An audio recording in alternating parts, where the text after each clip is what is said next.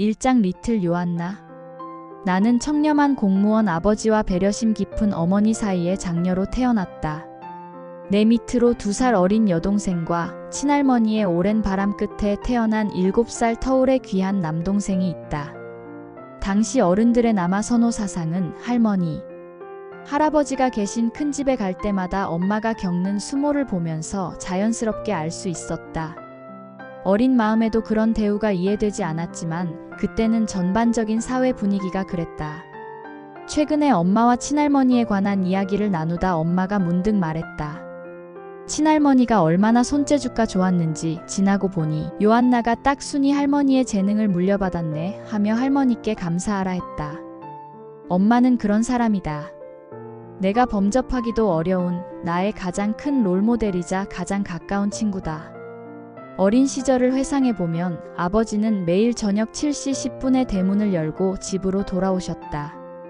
나의 아버지는 술과 담배, 친구와는 거리가 멀지만 예술적 감성만큼은 풍부한 분이다. 집안에는 아버지가 클래식 음악을 즐기던 그만의 작은 아지트도 있었다.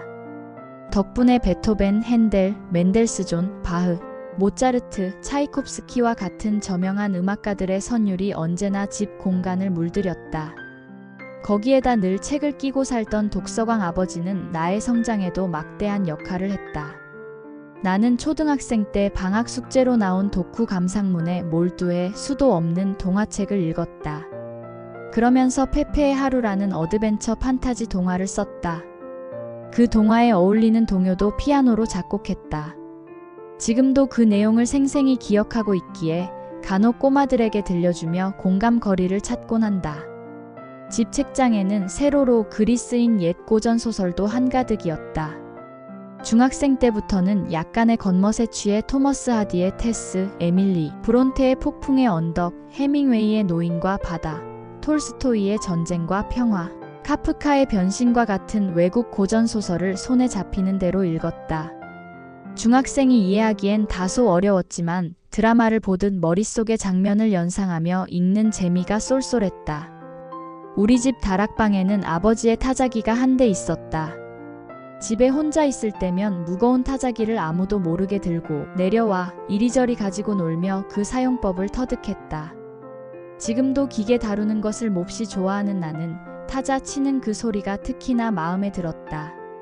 직장에서의 아버지를 상상하며 범인을 앞에 앉혀놓고 수사를 하듯 말도 안 되는 수사 일지를 타닥타닥 찍어내곤 했다. 그 다락방에는 커다란 카세트 플레이어도 있었다.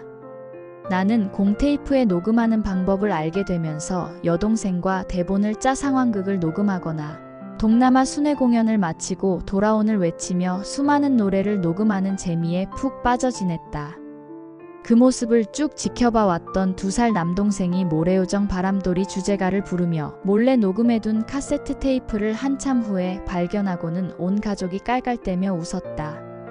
그러다 초등학교 3학년 때 아버지가 진주로 발령이 나서 온 가족이 이사를 하고 새 학교로 전학을 갔다. 핸드볼 코치이기도 했던 담임 선생님이 부산에서 전학 온 나에게 질문을 하셨다. 니는 커서 뭐가 되고 싶노? 나는 망설임 없이 바로 대답했다. 저는 셜록 홈스와 같은 명탐정이 되고 싶어요. 우리나라에는 아직 그런 탐정이 없는 것 같아요.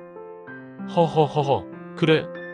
지금도 그때 운동장 계단에서 선생님과 나눴던 짧은 대화가 또렷하게 기억난다. 30대 중반인 선생님이 나의 장래 희망 답변에 신박해하며 웃지 않았을까 싶다. 진주의 학교에서 집으로 돌아가는 길은 커다란 밭을 가로질러야 했다. 하루는 하굣길에 화장실이 급해져 뛰어갈까 망설이던 찰나 하늘이 소나기를 퍼부어 주었다. 나는 이내 환히 웃으며 밭의 단비와 함께 바지 사이로 물을 뿌리고는 경쾌한 걸음으로 귀가했다. 그러고는 물에 젖은 옷을 엄마 모르게 손빨래했다.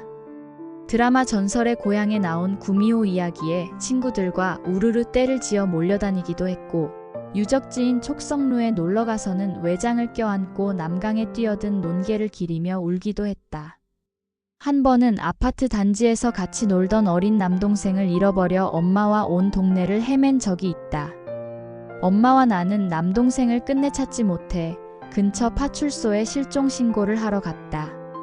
그런데 거기서 3살 된 남동생을 발견했다. 아장아장 걷던 그 아기가 경찰 아저씨에게 100원만 을 외치고서 얻어낸 100원짜리 동전을 손에 꼭 쥔 채 잠들어 있었다. 남동생이 거기까지 어떻게 갔을까? 경찰관이 길에서 혼자 걷던 아기를 데려왔다는데 그때 느껴진 안도감은 마치 어제 일 같기만 하다. 그곳에서의 소소한 장면들이 뜬금없이 머릿속을 스칠 때면 언제나 나를 미소 짓게 한다. 그렇게 약 2년간의 진주에서의 경험은 참 오래도록 내 삶의 자양분이 되어 왔다. 평화로우면서 상상력을 키우기엔 더할 나위 없이 좋았던 그곳이 성장한 후에도 가끔씩 사무치게 그리울 때가 있었다. 그래서 제일 친한 친구가 처음 자동차를 구입하고 같이 어디를 가볼까? 물었을 때 나는 진주라고 답했다. 둘이서 내 추억의 장소, 학교, 아파트, 성당, 촉성루 등을 빠짐없이 돌아다니며 애틋하기만 한 추억 소환 여행을 했었다. 나는 동생들과도 행복한 추억을 많이 간직하고 있다. 성인이 되어버린 두 동생들은 지금 어떻게 기억하는지 모르겠지만 나는 그렇다. 우리는 셋이 모여 이런저런 놀이도 잘 만들어냈다. 그중 하나는 한 명이 서문을 만들어 스토리텔링을 시작하면 그 다음 사람이 자신의 경험을 곁들여 뜻밖의 전개로 이야기를 이어나갔다. 그러다 어느새 생각지도 못한 결말에 다다르면 대굴대굴 구르며 웃기도 하고 다를 수 있었던 경우를 몇 번이고 붙여보면서 셋이서 할 수 있는 즐거움을 많이도 찾으며 시간을 보냈다. 어른이 되어서야 비디오로 감상하게 된 아웃 오브 아프리카 영화에서 세 주인공의 스토리텔링 이어가기 장면이 나왔을 때 그 아이디어를 떠올린 시나리오 작가가 신기하기만 했다. 풋풋했던 어린 시절이 떠올라 영화를 보는 내내 추억의 장면들이 머릿속을 맴돌았다. 하지만 나를 아프게 한 사건들도 있었다. 진주에서 부산으로 다시 전학 온 지 얼마 안 되었을 무렵이다. 학교에서 시험을 치면 시험지를 옆줄 친구들에게 넘겨주고 채점을 하게 했다. 그때 나에게 시험에 관련된 그 반의 규칙을 어느 누구도 알려주지 않아 나는 그 규칙을 전혀 모르고 있었다. 그래서 빨간색 색연필이 없던 나는 친구에게 보라색 색연필을 빌려 시험지를 채점했는데 그 때문에 선생님께 불려나가 이유도 모른 채 뺨을 맞았다. 황당한 상황에 너무도 억울했지만 고작 12살이었던 내가 할 수 있는 건 우는 것뿐이었다. 집으로 돌아와 이불을 뒤집어 쓰고 엉엉 울고 있는데 앞집 할머니가 나를 부르셨다. 할머니는 90이 넘은 연세임에도 항상 정갈하고 온화한 분이었다.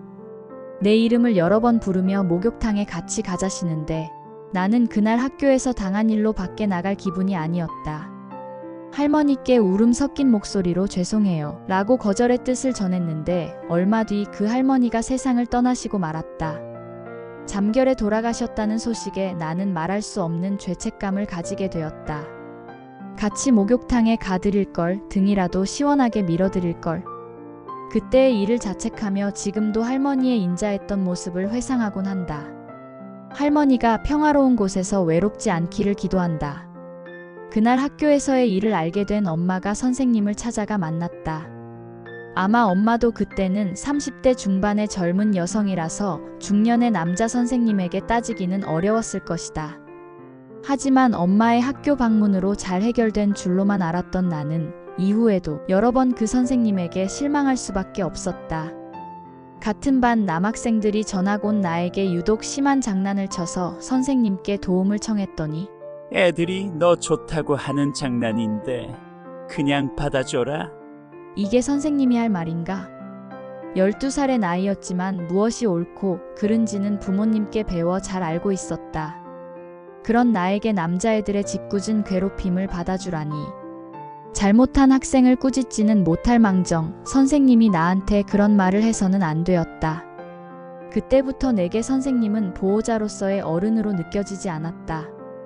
이듬해 초등학교 마지막 학년이 되어 반장 선거를 치르는데 후보자 명단에 내 이름이 없었다. 그래서 나는 손을 들고 왜 명단에 내 이름이 없는지 선생님께 물었다. 당시에는 성적 순으로 후보자를 정했는데 나는 성적에 자신이 있었기에 물었던 것이다. 나와서 성적을 한번 보라며 선생님이 내민 나의 성적표, 나는 이해되지 않는 성적표를 보고 할 말을 잃었다. 진주에서 지난 2년간의 성적은 모두 매우 잘함이었다. 그런데 진주와 다르게 수음이한가로 표기하던 부산에서 전학 온 해에 나의 뺨을 쳤던 선생님이 내 2년간의 성적을 아무렇게나 작성해 놓은 것이었다. 어른인 선생님에게 따지거나 대들 수도 없는 상황에 그냥 자리로 돌아와야 했다. 어머니들의 치맛바람에 촌지가 난무했던 시절이라 별 소득 없던 선생님이 이런 일을 했나 싶었다. 하지만 힘들게 아이 셋을 키우고 있는 엄마에게 결코 요구하고 싶지 않은 일이었다. 하루는 100점짜리 내 시험지를 친구가 한 문제 틀렸다고 채점해 와서 나는 그 시험지를 들고 선생님께 다가갔다. 선생님은 친구의 잘못을 정정해 주기는커녕 다짜고짜 화를 내며 나의 시험지를 바닥으로 내동댕이 쳤다. 우째 네 어머니는 학교에 한 번도 안 오시노? 그제야 나는 실감했다. 내가 아무리 잘해도 학교에서는 어른들의 관계가 중요하구나. 공정하지 않고 불리한 입장에서 1년을 지내야 함을 어린 맘에도 알 수 있었다. 그 선생님은 반장을 이것저것 챙기며 특별한 관심으로 눈에 띄게 예뻐했다. 그랬던 그 반장의 아버지가 갑자기 세상을 떠났다. 담임 선생님의 변화는 너무도 명백했다. 반 친구들 모두가 한결같이 그 변화를 알아차릴 수 있었다. 반장은 나와 성당도 같이 다녔고 가족들도 알고 지냈기에 나는 그 친구가 선생님의 변화로 상처를 받지 않을까 걱정되기 시작했다. 그러던 어느 주일날 성당 가는 길에 우연히 그 반장의 여동생을 만나 이런저런 이야기를 나누며 걷다가 나의 걱정을 털어놓았다.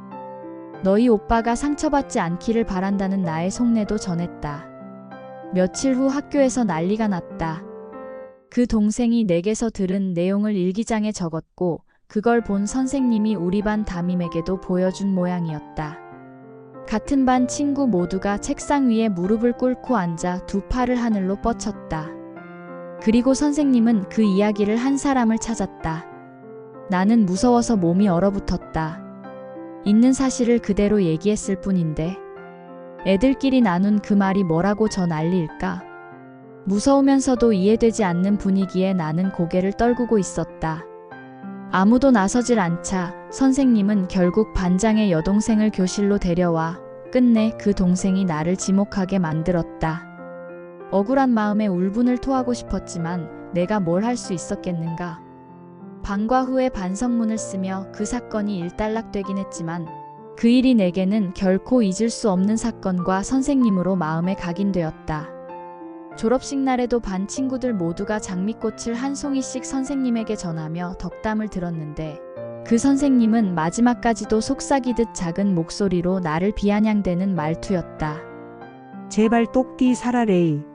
반에서 1등을 해도 미술이나 수학 경시 대회에서 상을 타와도 선생님이 누르는 오르간 음계를 다 맞춰도 칭찬을 들어본 적이 없다.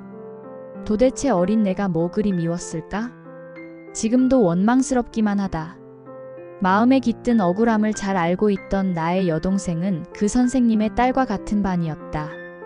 중학교로 진학한 내가 얼마나 공부도 잘하고 선생님들의 관심을 받고 있는지, 예체능 분야에서도 얼마나 두각을 나타내는지 복수라도 하듯 그 친구에게 내 자랑을 퍼부어 주었다고 했다.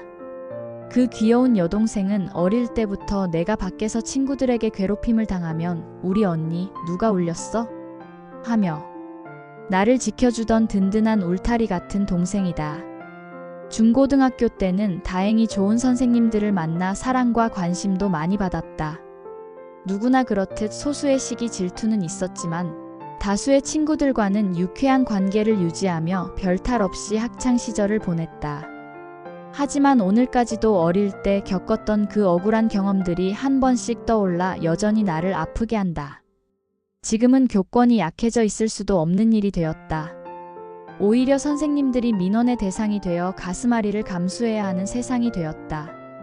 어린 시절 내가 누구인지 자아가 완성되기도 전에 겪은 일은 개인의 성장에 많은 영향을 미치곤 한다. 그렇기에 그 시절에는 작은 일에도 칭찬과 격려를 아끼지 않고 사소한 상처에도 어른들이 잘 보듬어 주어야 한다. 나도 그랬다면 그 시절 많던 기억 중에 굳이 그 아픈 기억을 들춰내 그때 선생님들의 표정과 말투를 일일이 되뇌지 않았을 것이다. 이후 10여 년이 지나 초등학교 친구들로부터 그 선생님들이 다들 병환으로 고생하고 있다는 소식을 들었다. 내 오랜 상처를 알 길 없던 친구들은 마음 아파하며 한번 찾아뵙자고 의논을 했지만 나는 애써 외면했다.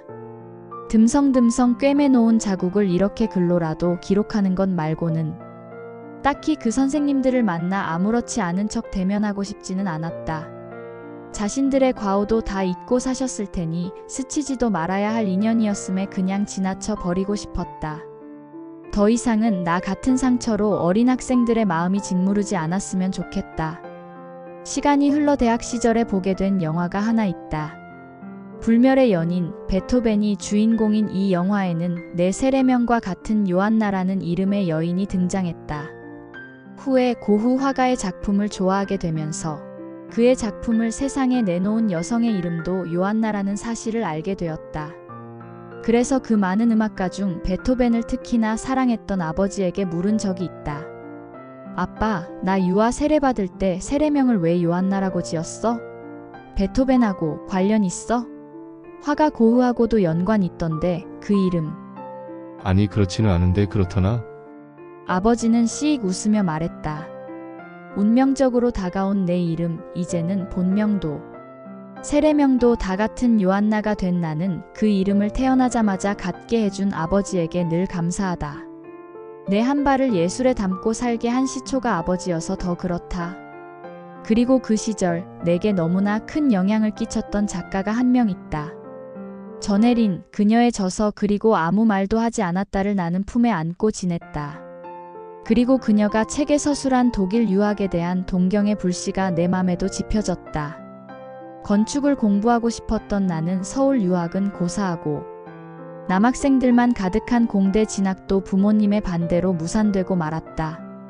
그래서 고3 말에는 반항심으로 아예 공부를 손에서 놓아버렸다. 11월에 있던 중요한 시험도 치르지 않고 학교는 결석의 연속이었다. 그럼에도 대학을 가기는 했지만 성인이 되자마자 혼자만의 계획을 세웠다. 독일어는 고등학교 때 제2외국어로 공부했던 터라 낯설지 않았다. 그래서 독일 문화원을 다니며 독일어도 익히고 유학에 관한 정보를 수집하고 있었다. 전혜린, 그녀는 1960년대 사회의 반항아 아이콘이기도 했다.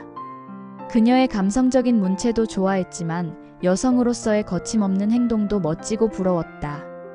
그런 마음의 하루는 그녀를 따라 해보기로 결심했다. 1960년대에 그녀는 대학교 도서관 앞에서 담배를 피워 여자가 지붕도 없는 곳에서 흡연을 한다는 말로 남학생들의 맹렬한 비난을 받았다. 나는 90년대 젊은이들의 반응이 무척이나 궁금해졌다. 해질 무렵 속해 있던 그룹 사운드 선배로부터 88담배 한 개비를 급하게 얻었다. 떨리는 가슴으로 담배에 불을 붙였다. 넓게 뚫린 도서관 앞에서 입담배 연기를 후 내뿜었다. 밖으로 나와 저녁 시간을 유유자적 산책하거나 3355 담배를 태우던 남학생들의 시선이 나에게 고정되기 시작했다. 이러한 나의 돌발 행동은 여전히 가부장적인 한국 사회의 고정관념에 대한 내 반항적 심리 표현이기도 했다. 이를 보고 있는 사람들이 무슨 생각을 할까? 30년 전처럼 나에게 무어라 쓴소리를 해댈까? 기다리고 기다려봤지만 모두가 신기한 광경을 보듯 쳐다만 볼 뿐이었다. 사회적 보수관념이 이제 조금은 변한 건가? 하는 궁금증만 남긴 채 그 자리를 떠났다. 다음 날 도서관 휴게실에 자판기 커피를 마시러 들어갔더니 한 남학생이 양손에 커피를 들고서 내게로 다가왔다. 어제 도서관 앞에서 그분이 맞나요? 고개를 끄덕이며 그렇다고 했더니 커피 한 잔을 내밀면서 수줍은 목소리로 엄지척하며 말했다. 멋있었어요.